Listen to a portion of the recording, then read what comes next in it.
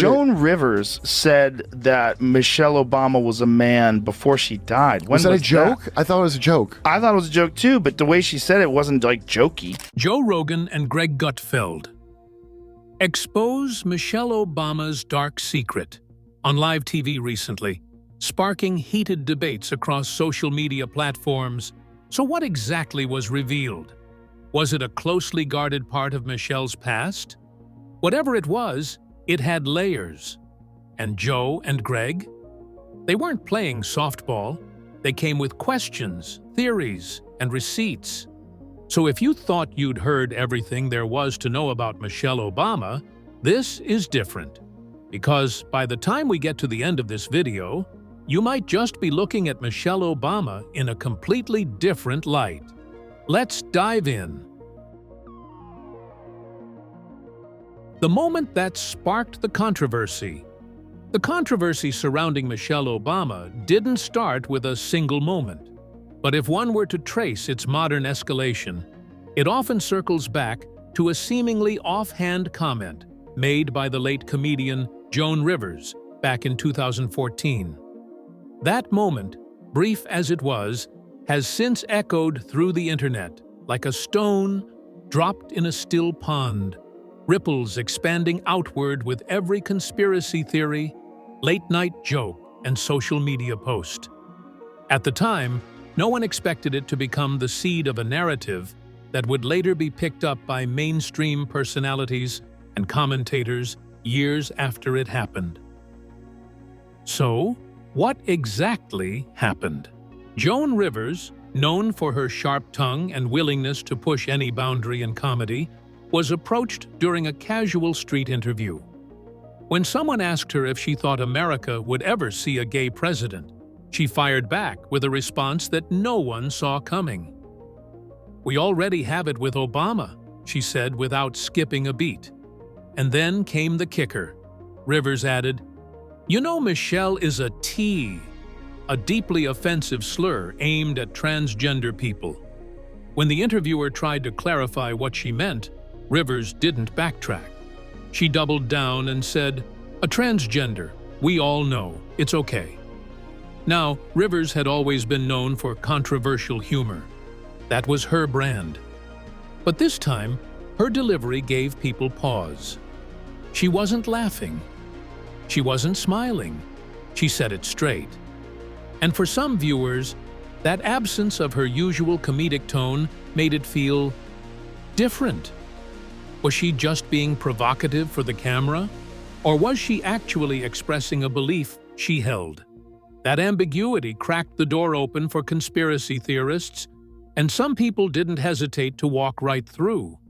What happens when Joe Rogan and Greg Gutfeld team up on live TV and drop a truth bomb that leaves everyone stunned? Stay till the end, because the twist in this story, it'll leave your jaw on the floor. Not long after that interview, Rivers died during what was supposed to be a routine medical procedure. Her death shocked the entertainment world, but for conspiracy-minded individuals online, it became fuel.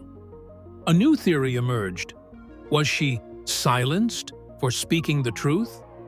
Of course, there was no evidence to support such a claim, but the internet doesn't always wait for facts before spreading ideas.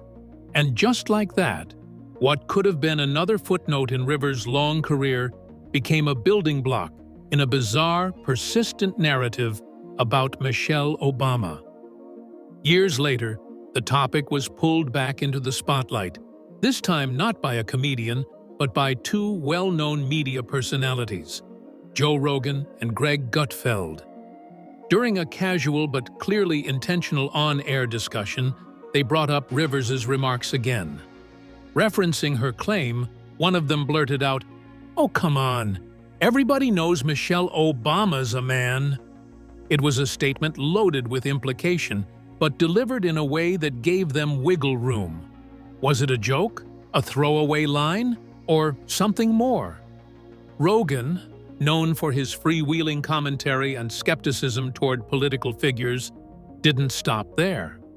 He criticized Michelle Obama's speeches at the Democratic National Convention, especially those touching on income inequality. His point, that Michelle, with her multiple lavish homes and high-profile lifestyle, seemed disconnected from the struggles of everyday Americans. "She's up there talking about inequality," he said. "Like, hey, lady, you're rich.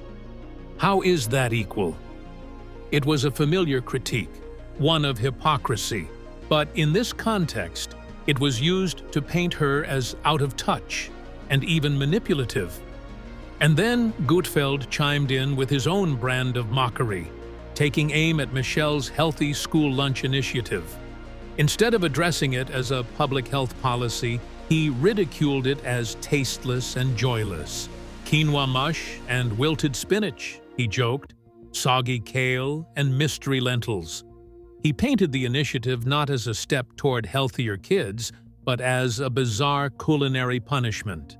It wasn't just a joke about school food, it was another jab at her credibility and image. But what made this moment truly catch fire wasn't just what was said, it was how it was said. Rogan and Gutfeld never flat-out declared Michelle Obama to be transgender. They didn't push the conspiracy directly. Instead, they danced around it, used innuendo, smirked at the line without stepping over it. And in the world of media, that's a powerful tool. As one analyst put it, they never cross the line, they just point to it. It's a way of spreading an idea without taking full responsibility for it. Let the audience fill in the blanks. Let the meme do the talking. And the internet, as it always does, ran with it. The old conspiracy theories started trending again. Claims that Michelle Obama was born Michael LaVaughn Robinson resurfaced, even though they had been thoroughly debunked years ago. Facebook posts, YouTube videos, fake government documents, and even manipulated audio clips, like one of Amazon's Alexa supposedly confirming the theory, began circulating like wildfire. Each time, they were quickly proven false. But in today's media landscape, being false doesn't stop something from spreading. Which brings us to a bigger question. Why does this particular theory keep coming back?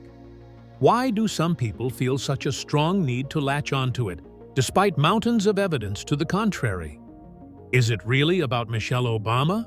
Or is it more about what she represents? Power, visibility, influence, and a kind of confident black womanhood that some people just don't know how to process or accept?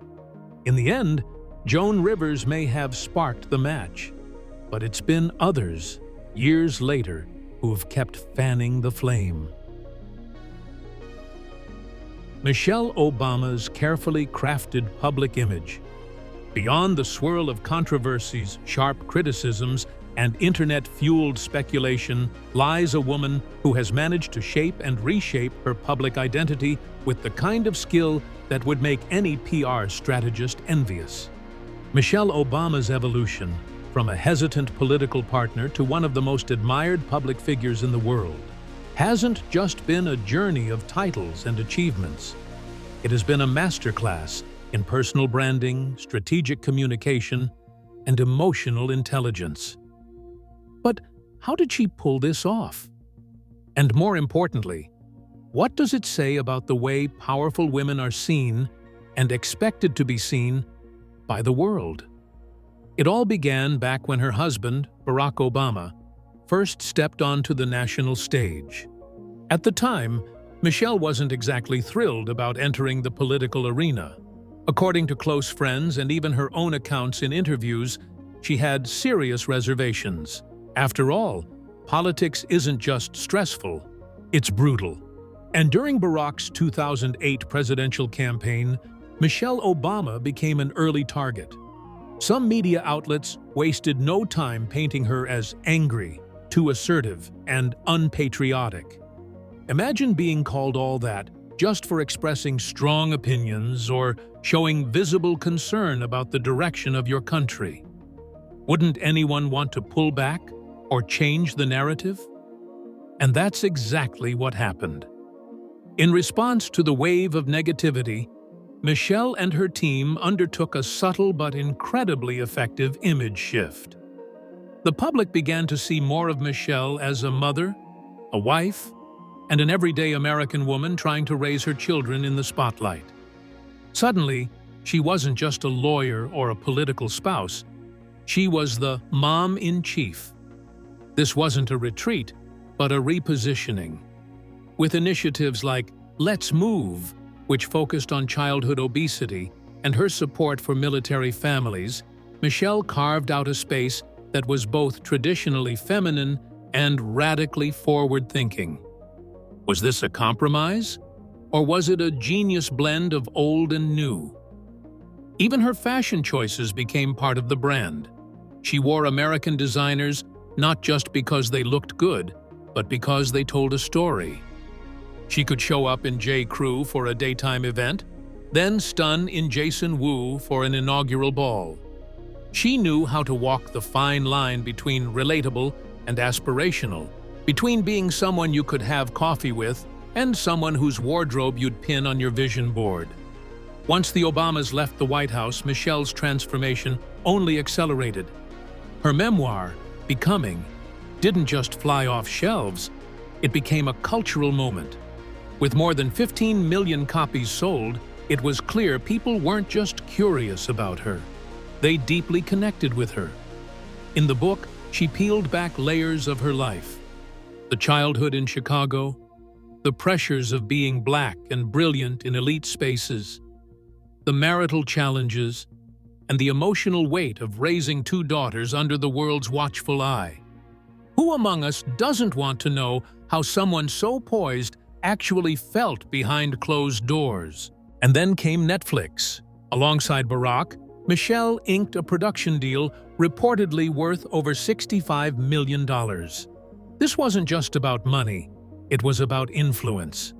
Through films, documentaries, and series, they began to shape stories that reflected their values. For Michelle, that meant telling stories of empowerment, community, and education.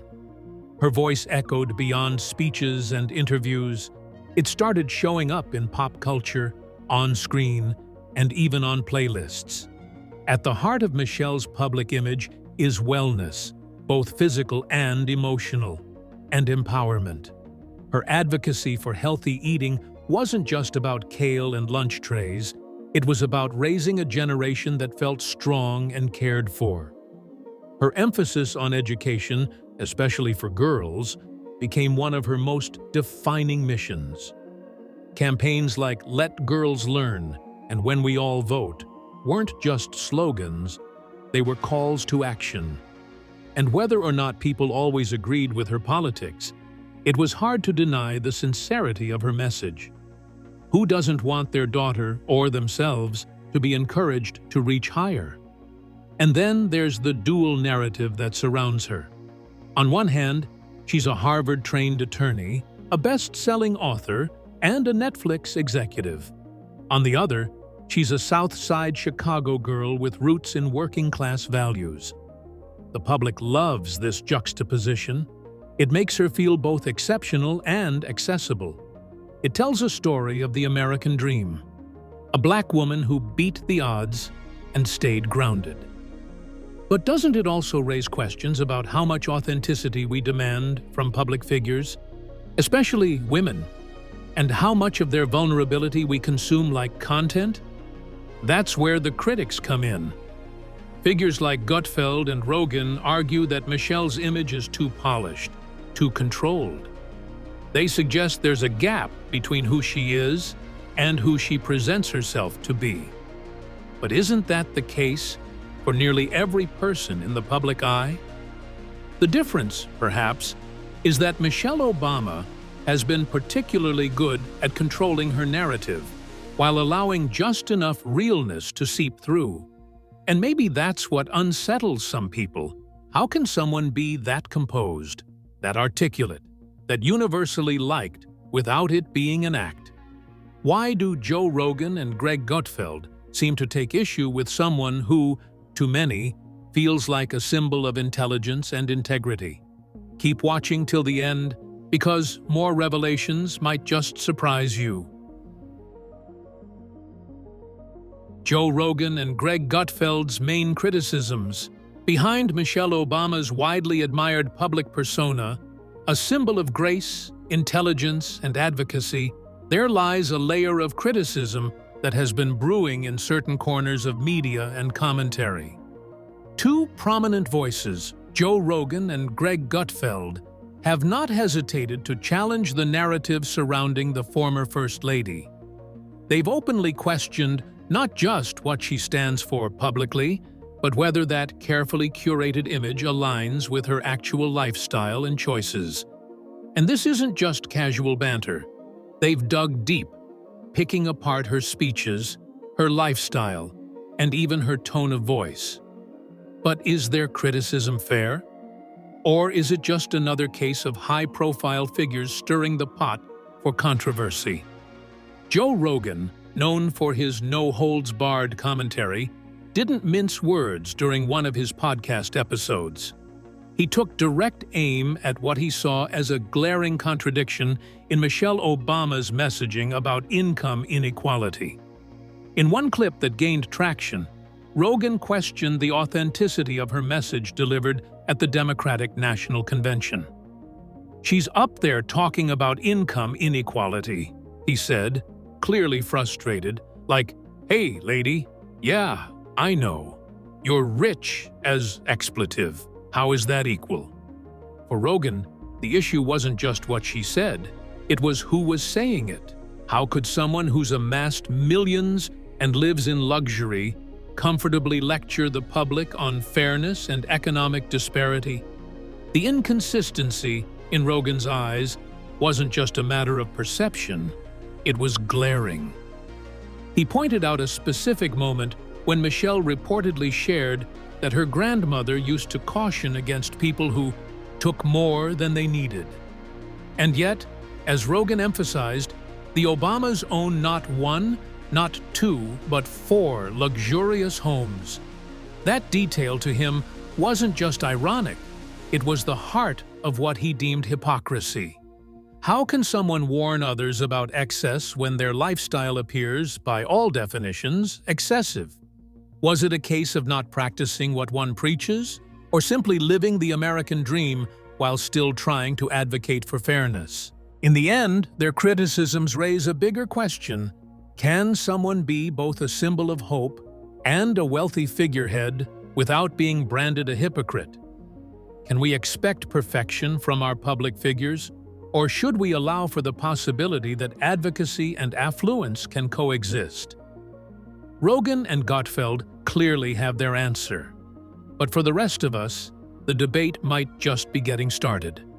But before we even try to unpack that, there's something even more complicated. So keep watching till the very end, because what comes next might just change how you see everything. The personal life rumors and media silence. Over the years, Michelle Obama has found herself at the center of swirling rumors and speculation about her personal life. Rumors that have only grown louder and more persistent between 2023 and 2025. It seems that no matter how carefully she lives her life in the public eye, whispers and stories continue to surface. One of the most talked about topics has been the state of the Obama marriage. Around early 2025, people began to notice that Michelle was absent from some major events where her presence was expected. Notably, she did not attend Jimmy Carter's funeral or Donald Trump's second inauguration, events where Barack Obama showed up alone. This sparked widespread speculation. Was there trouble behind the scenes?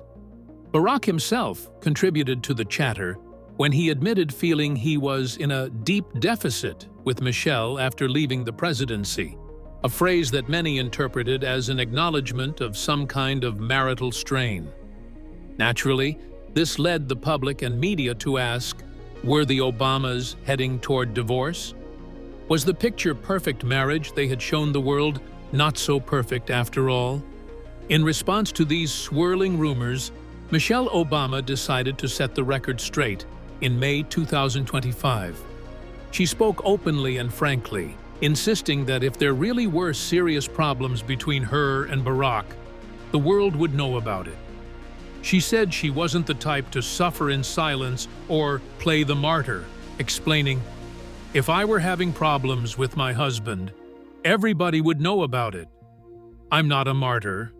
I would be problem-solving in public. Let me tell you what he did." She acknowledged, though, that she has been making more independent choices in recent times, suggesting a shift in how she approaches her life and decisions. "I feel like now I have permission to do what I want to do."